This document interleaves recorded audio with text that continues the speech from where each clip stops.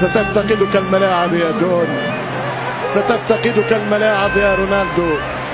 رونالدو هو اللي يضغط. با با با با با با با با با با با با يا كريستيانو، ما شاء الله ما شاء الله يا كريستيانو. لما يكون عندك كريس ما تخافش.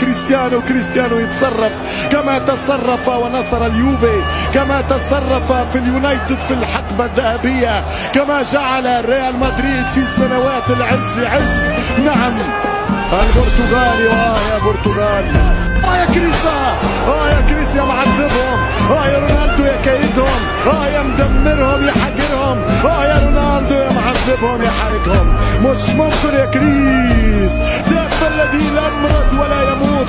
إن كان ليو ميسي هو عشوبة اللاعبين وأفضل لاعب في التاريخ، متجاوزا دييغو أرماندو مارادونا للأغلبية الكاسحة، فإن كريستيانو رونالدو هو أقوى بومبر في التاريخ.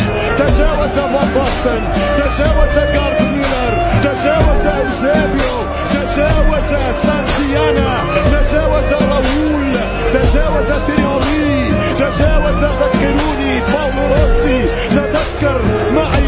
تذكر معي فإن الذكرى تنفع المؤمنين.